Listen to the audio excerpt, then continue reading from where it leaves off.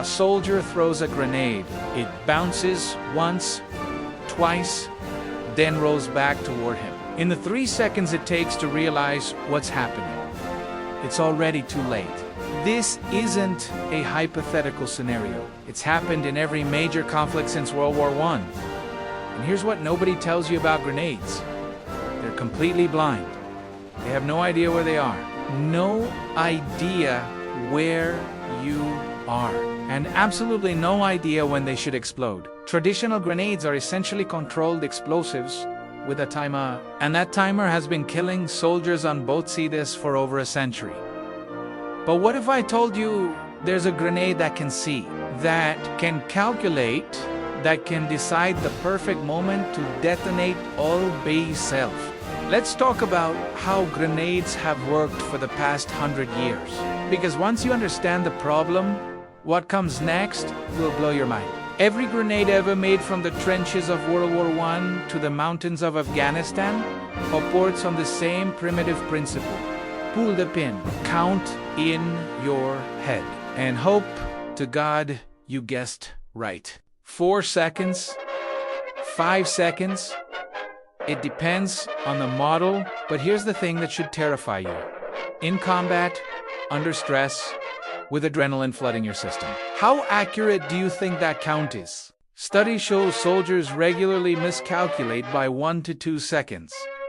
That might not sound like much, but in combat, 1 second is the difference between neutralizing a threat and becoming one yourself. The enemy is behind cover. You throw, it bounces, you're counting. But the grenade? It doesn't care. It's just ticking down, whether it's in the right position or not. So the question military engineers started asking wasn't how do we make grenades more powerful, it was something far more unsettling. What if the grenade could decide for itself when to explode? What if you didn't have to guess anymore, because the weapon was doing the thinking for you? Sounds like science fiction, right? Stay with me, because what I'm about to show you is already deployed in the field. Smart grenades don't rely on time. They rely on data. Imagine throwing a grenade that knows down to the centimeter how far it's traveled, that can measure its altitude, that can detect when it's past the wall or when it's hovering above a target. Inside every smart grenade is a microprocessor, not much different from the chip in your smartphone. But instead of running apps, it's running ballistic calculations at hundreds of times per second. Onboard sensors track rotation, acceleration, and distance. A programmable fuse waits for the exact conditions you set before firing, and all of this happens autonomously in mid-flight without any human input after launch. This isn't experimental tech. This is standard issue for some of the most advanced militaries in the world. Here's where it gets really interesting. Before you fire a smart grenade, you program it, you tell it, do you want this to explode in midair or on impact?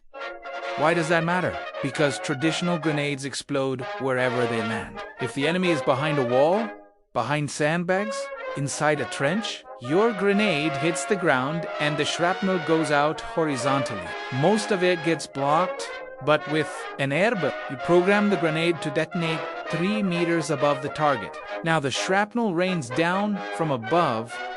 It bypasses cover. It turns walls into useless obstacles.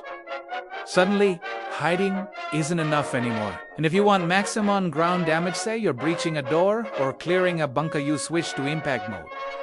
Same grenade, 2 completely different tactical applications. 1 weapon, infinite scenarios.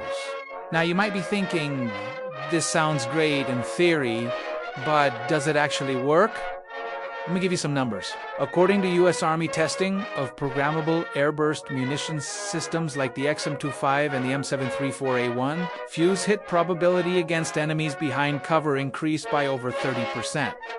30%. That's not a marginal improvement. That's a battlefield game changer. Targets that used to require multiple grenades or sustained fire or risky flanking maneuvers can now be neutralized with a single perfectly placed Airburst. The XM-25, nicknamed the Punisher, was so effective in Afghanistan that insurgents started calling it the gun that shoots around corners. Because from their perspective, that's exactly what it did. But here's the problem. Sensors alone aren't enough. Because if your timing is off by even a fraction of a second diff, the grenade detonates 10 meters. Too early or 5 meters too late, you've just wasted a round. Or worse, you've given away your position. Early prototypes of smart grenades failed for exactly this reason. The tech was there, the concept was sound, but the execution, catastrophic. Grenades detonating in the launcher. Grenades overshooting and hitting friendlies. Grenades that just didn't explode at all. So how did they fix it? Here's what modern smart grenades look like in action. You're in the field, under fire. Your squad is pinned down by an enemy position behind a concrete barrier 50 meters away. You grab your smart grenade launcher. You aim through the scope. The system uses a laser rangefinder to measure the exact distance to the target. 50 meters. Locked. You press a button. The system automatically programs the grenade's fuse. Airburst. 3 meters above target. Done. The entire process takes less than 5 seconds. You pull the trigger. The grenade launches.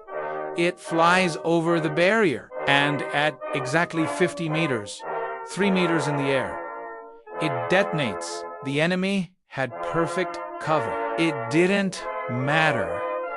And here's the kicker. This doesn't require special training. Soldiers are programming these grenades under combat stress with the same ease you'd use to set a timer on your phone. Now let's talk about why this matters beyond just blowing things up better. A study cited by the US Army Research Laboratory found something fascinating. Airburst munitions don't just increase effectiveness, they significantly reduce exposure time. What does that mean in plain English? It means soldiers spend less time in the open, less time aiming, less time firing multiple rounds trying to hit a target they can't even see. With traditional grenades, you might throw 2, 3, 4 rounds trying to get one behind cover. Each throw exposes you. Each throw gives the enemy time to return fire. With a smart grenade, one shot, one kill, back to cover. The result, fewer casualties, shorter engagements, higher survival rates. This isn't just about lethality, it's about bringing soldiers home alive. Let me paint you a picture of what this looks like in real time. The grenade leaves the launcher. It's traveling at 70 meters per second. Onboard sensors activate immediately. The microprocessor begins calculating distance based on rotation count. 30 meters, 40 meters, 45. The grenade is now hovering over the target area. The enemy is below, tucked behind cover, invisible to the naked eye. 50 meters, altitude, 3 meters. The fuse triggers. The explosive charge detonates. Shrapnel expands outward in a perfect sphere. From above, where there is no cover, instead of hoping the grenade lands in the right spot, it waits, it scans, and it detonates at the perfect moment every single time.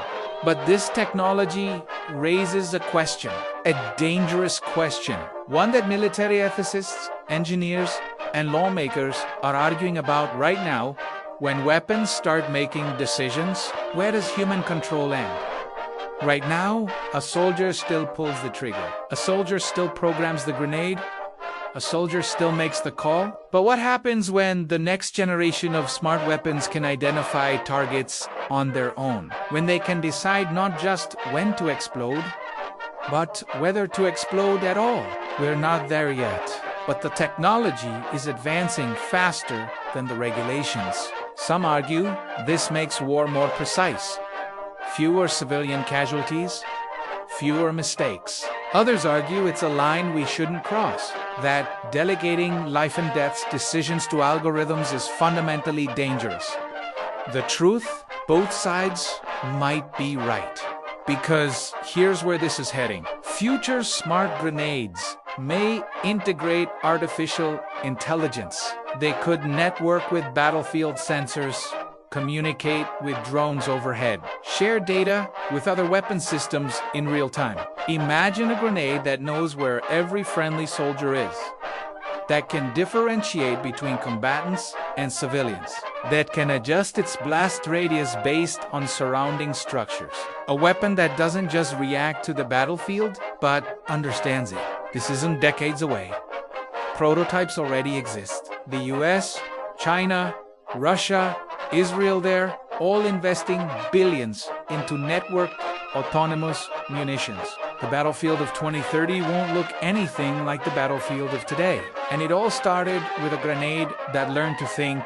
The grenade that thinks before it explodes isn't science fiction.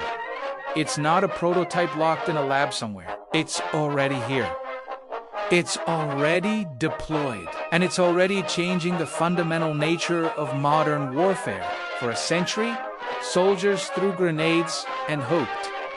Now, they program them and know. The question isn't whether this technology works. It's what happens when it gets even smarter. If you want more deep dives into the military technology that's reshaping the future tech that's already deployed but nobody's talking about, subscribe to Future Force Lab. Because the future of warfare isn't coming. It's already here.